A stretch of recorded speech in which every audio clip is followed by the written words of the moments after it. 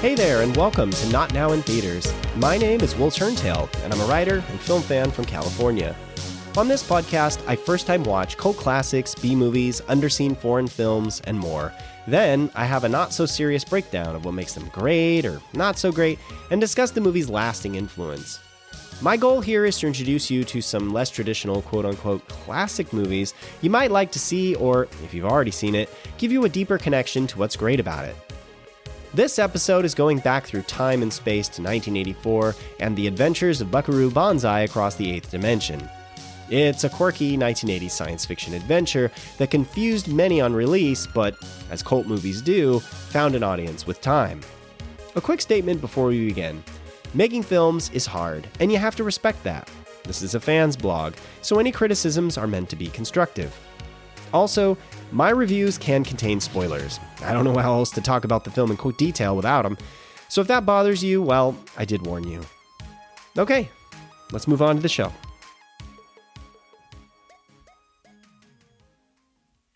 Buckaroo Banzai review, Scientific Comedy Hi-jinx. There's a scene in Buckaroo Banzai where Jeff Goldblum's New Jersey asks why a suspicious watermelon is in the Hong Kong Cavaliers compound. He's told they'll tell him the purpose of the melon later, but they don't. That's because the watermelon isn't relevant to the movie. The cast and crew put that scene in the film as bait. When the studio chief didn't question them over it, they knew the chief wasn't monitoring what they were up to. And yeah, free from supervision, they let the film run. Aliens interrogate someone by pouring honey on them. The US president is having back issues and is strapped into a bizarro big suspension machine. And then there's Christopher Lloyd's John Big Booty, running around correcting everyone that his name is pronounced Big Booty, not Big Booty. Goofy without turning tacky, irreverent without getting incomprehensible, like Repo Man, which was episode 3 of this podcast, this film has its own quasi-reality and aesthetic. I will spoil it now and declare that I enjoy this film, but it's not for everyone. And no, I don't mean that in a pompous, elitist way. Some audiences find it hard to wedge into Buckaroo Banzai's slipstream. And with a plot like 6 spinning gears to move one way forward, more on this later, you can't blame the naysayers. But if Buckaroo Banzai strikes you right, it's an experience. A comic book sci-fi that bleeds its own form of inimitable charisma. So if you have just heard about this film, or like me, have been watch curious but on the fence, let me explain why you could give in to the movie's unusual charms. So is Buckaroo Banzai a good movie? The plot of Buckaroo Banzai. Dr. Buckaroo Banzai is a half-Japanese, half-white neuroscientist, physicist, rock star, and test pilot. He completes a successful run of an experimental device known as the oscillation overthruster, a flux capacitor that lets you slip through matter instead of time. Banzai discovers that the car has traveled through another dimension and that an alien life form has attached itself to his vehicle. When the fame of his discovery spreads, Banzai and his rock band, the Hong Kong Cavaliers, end up in a battle to keep the device from the clutches of the Red Lectroids, an alien race led by the evil Lord John Worfen. And the plot goes on a long way from here. Will Buckaroo and the Cavaliers defeat Worfen and save the world? And to walk you through the cast here, there are a lot of names you might know. Buckaroo Banzai is played by Peter Weller. Lord John Worfen is played by John Lithgow. Penny Pretty is played by Ellen Barkin. Dr. Sidney Zweibel, also known as New Jersey, is played by Jeff Goldblum. John Big Booty is played by Christopher Lloyd. Perfect Tommy is played by Lewis Smith. And there are a lot more famous names in this cast you might recognize, such as Rawhide, who's played by Clancy Brown. John O'Connor is played by Vincent, I don't know if I pronounced his name right, Schiavelli. He's in a lot of things as well. And if you're interested, you can read the entire cast with the transcript. And if you'd like to see a trailer for Buckaroo Banzai, you can do that in this point in the transcript with the YouTube link over to Rotten Tomatoes Classic Trailers. So now that you know the plot, let's talk about what's good about this movie. The first thing I enjoyed were the costumes. Robin Hood had his merry men, or men in tights if you're a Mel Brooks fan. and Buckaroo Banzai's band/entourage is called the Hong Kong Cavaliers. The Cavaliers achieve what I'm calling flamboyant, whimsical chic. This fashion is unapologetic and unassuming, part rockabilly style, and all 1984. For unknown reasons, Jeff Goldblum's New Jersey is a red-topped cowboy with sheepskin leggings. Buckaroo is like Pee Wee Herman's more accomplished cousin. He wears designer suits, but with his red frames and untucked style, he's more toned down cool. And Perfect Tommy is like a bleached blonde male model. He has so much self-confidence he can get away with pairing a shirt, when he's wearing one, and a jacket with the exact same pattern. So let's give 2 points for the costumes. And if you'd like to check out some of the costumes in action, you can use the YouTube link here in the transcript to see Dr. New Jersey and more over on Rotten Tomatoes Movie Clips. Next, let's talk sets and props. While most sci-fi featuring alien life goes off in gooey and sticky directions, Buckaroo Banzai's production design found more delightful, natural inspirations. Rather than spherical or metallic alien spaceships, think Flight of the Navigator, aerodynamics and aggression have been left behind. Taking an organic ship approach, the spacecraft in this film resemble seashells. The Lectroid aliens were inspired by what dinosaurs would have evolved into. I have no idea what that means or how someone figures that out, but the Lectroids are some half-lizard, half-spider-like men, almost like lobsters covered in rubber. And the black Lectroids chill on egregiously tall chairs and tables. Don't worry about how they got way the hell up there or how they get down. Enjoy the spindly, dreamy little cafe they seem to hang out in while they pilot their ship. It's all off-kilter, all reeking of carefree creativity. So 3 points for the sets and props. Next, this film was very well cast. John Lithgow hams it up as Lord John Wharfen, who loves to give speeches like a military leader and call humans stupid monkeys through a bizarre Italian accent. But in Lithgow's hands, Wharfen is just a blowhard. He plays the part like a maniacal vampire, but is more hapless than menacing. Jeff Goldblum, as New Jersey, brings his familiar broken speech patterns. He's confident with his science, clumsy with just about everything else. Peter Weller's confident Buckaroo puts a straight face to everything wacky around him. He has an understated sincerity, especially when he delivers his signature line, "Remember, no matter where you go, there you are." And there are also well-played parts here for Ellen Barkin, Mr. Doc Brown himself, Christopher Lloyd, Lewis Smith, the ever-awesome Clancy Brown, Vincent Schiavelli, which, again, I think I'm pronouncing it wrong, and more. So 3 points for the casting and performances. And if you'd like to see a clip of John Lithgow's Dr. Lizardo losing his mind, you can do that with the link to YouTube here in the transcript over to Rotten Tomatoes Movie Clips. Now let's talk about magical scenes worth a special mention. Buckaroo Banzai features 2 of my favorite scenes from any movie. The first scene is when the performance by the Hong Kong Cavaliers gets interrupted. At first, Buckaroo and his band are playing a concert until he stops the performance to ask who out in the audience is crying. The audience parts until we get a spotlight on poor Penny Pretty, who monologues about being broke and lonely. Buckaroo tries to comfort her. He tells the audience to be kind to her and, slipping over to the piano, serenades her with a rendition of the Skyliners' "Since I Don't Have You." Penny mouths the lyrics at first, then raises a pistol to her temple. Just as she pulls the trigger, a server bumps her arm and she miraculously misses. It is mistaken for an assassination attempt on Buckaroo, and security hauls her away. It's the most unorthodox introduction of a love interest.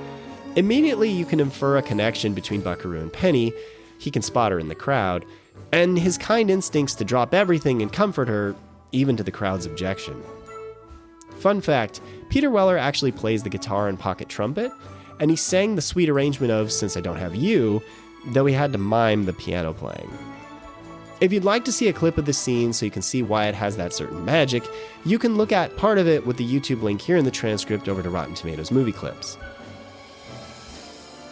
Next up is the film's end credits scene, which is the mother of all credit scenes. Shot like a music video in front of the Sepulveda Dam in the LA riverbed and paired with the delightful Buckaroo Banzai theme, there's a je ne sais quoi factor of 100 out of 100 behind it. At first, we see Buckaroo rappel down a rope and start walking. As the catchy movie theme plays, he's soon joined by Perfect Tommy, New Jersey, and eventually the rest of the main cast of heroes. One by one, they all fall in line, marching confidently. And the camera pans to details like their belt buckles or shoes moving across the concrete. I say pans, but you could call it a zoom. I'm not sure on the technical there. Where they are headed, we've no idea except adventure. Like a cast bow at the end of a play, their march finishes in front of Buckaroo Banzai, written in red letters across a wall behind them. It's pure magic. So why did this happen? Apparently the studio chief didn't want the movie to end with a kiss, and with the film mostly out of budget and into post-production, they improvised this ending. The film's score had not been finished, but the composer told the cast to walk to Billy Joel's hit song Uptown Girl, as it was the same tempo. All movies should do this, but to my knowledge, it's only been replicated in Wes Anderson's The Life Aquatic with Steve Zissou, where the cast walks to David Bowie's song Queen Bitch, which is funny because Jeff Goldblum appears in both movies. So 4 more points for these scenes. And if you'd like to see the credits walking scene in Buckaroo Banzai, you can do that with the YouTube link here in the transcript to Rotten Tomatoes movie clips. Okay, so now we've got to talk about a couple of things I thought could be improved in the movie. The first issue is that the film is hard to follow. I felt lost for the first 30 minutes of this movie. The film could have slowed down and signposted itself more to help the audience with the plot. But while everything in this movie makes sense, it's hard to figure out at first. I'm looking forward to a second watch where I can enjoy it without the burden of putting the plot pieces together. So we'll take 2 points away for how hard the film can be to understand. And if you wanted to check out a piece of the plot, a holographic warning the group gets, you can do that at this point in the transcript with the YouTube link again to Rotten Tomatoes movie clips. Next, we'll talk about what I'm calling Nerdland.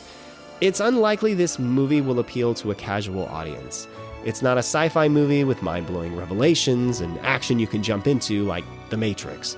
It's got aliens, but not the thriller or horror kind. It's got a swashbuckling hero fit for serials, but he's a polymath, a term I learned just from reading about this movie, not a sarcastic, whip-cracking archaeologist with a heroic theme song. You can understand why there would be trouble marketing this movie and why it only made half its budget back.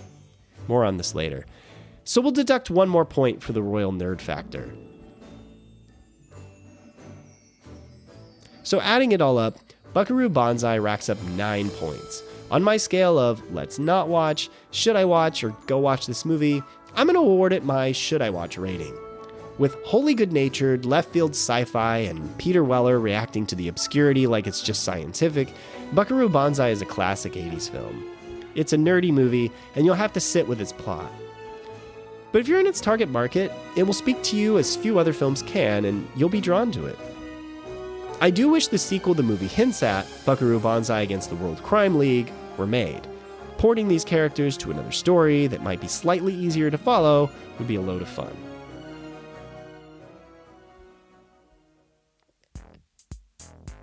Buckaroo Banzai's legacy. So what is the legacy of Buckaroo Banzai? Well, the film didn't do very well at the box office, but with hindsight, you can't see that as a surprise. First off, it's said that the studio didn't make much of an effort to advertise it to audiences with traditional promotions. One of the few ways they advertised the movie was to go to Star Trek conventions, show film clips, and hand out free Banzai headbands. There were also some magazine ads, including in Marvel Comics. However, Wikipedia says studio publicist Rosemary LaSalamandra said, "Nobody knew what to do with Buckaroo Banzai. There was no simple way to tell anyone what it was about. I'm not sure anybody knew." The film was set for a June 8, 1984 release, but it was pushed back to August 10. Never a good sign. And the movie also faced box office rivals like Star Trek III, The Search for Spock, Indiana Jones and the Temple of Doom, and Ghostbusters. Yikes! You can imagine the potential Banzai audience buying a ticket for one of those other franchises instead, as the other two were established and Ghostbusters was a phenomenon. So with suboptimal marketing and heavy competition, Buckaroo Banzai returned about $6.3 million in North America against its $17 million budget. Ouch.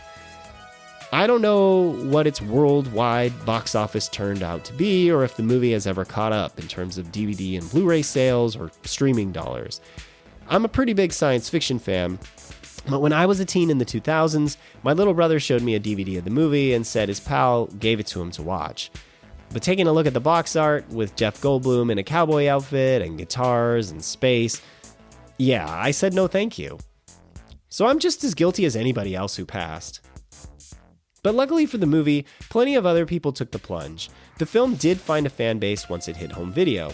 Despite the movie's early failure, it's been included in Entertainment Weekly's top 50 cult movies, and it's been ranked in The Guardian's 1,000 Films to See Before You Die. Director W.D. Richter told Starlog in June 1986, "It has had the most dramatic reactions of anything I've worked on. Some loathe it, and others are willing to die for it." That sequel they teased in the end credits, Buckaroo Banzai Against the World Crime League, was never delivered as a film. And I, like other fans of this movie, thought that sounded intriguing. But the film had a novelization from creator Earl Rauch in 1984. And then, in 2021, Dark Horse published The Adventures of Buckaroo Banzai Against the World Crime League et al., a compendium of evils. So there you go. I'll have to add that to my reading list. There were other attempts to continue the Banzai story. In 1988, Fox Network announced a Buckaroo Banzai TV series, but never released it.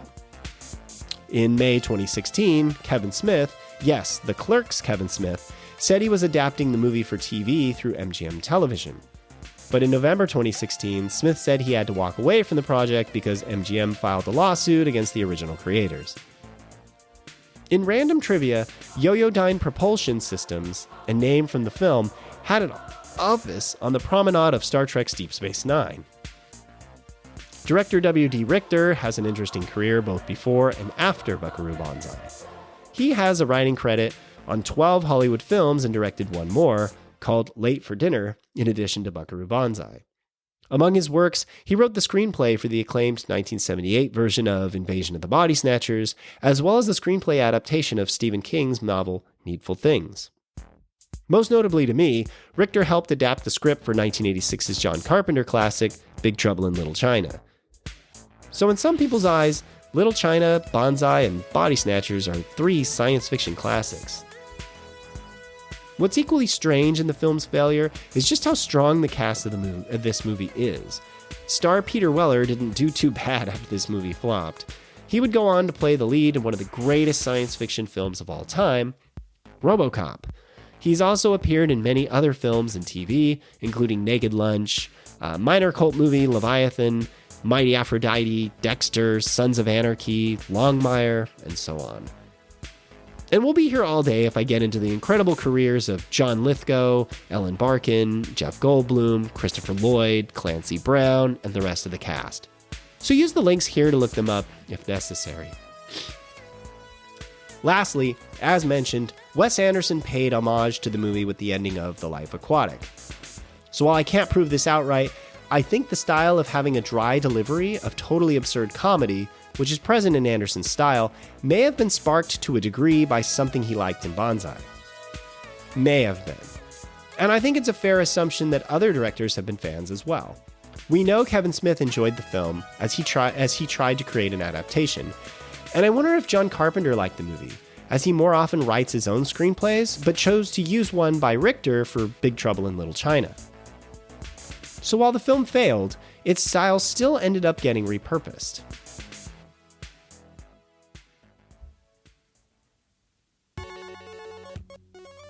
Well, that wraps things up. Thank you so much for listening. I hope I persuaded you to check this movie out, or if you've already seen it, brought you a better appreciation for it. And if you like this episode, please help me out and take a minute or two to leave me a review on your favorite podcast platform. I'd love to hear what you think of the show. Or, if you're listening on YouTube, can you crack the like button on the episode for me? And if you've seen it, what do you think of Buckaroo Banzai? Is it just too weird, or does it make you laugh?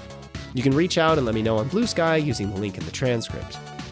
You'll find me as Will Turntail, and it is at not-ni-theaters.bsky.social.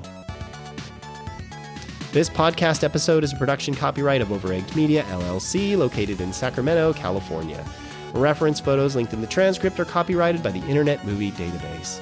This review's factual information was gathered through online sources like Wikipedia, IMDb, or interviews. Misrepresentations and errors are possible, but unintentional. Introduction music, Neon Laser Horizon. Exit music, Voxel Revolution.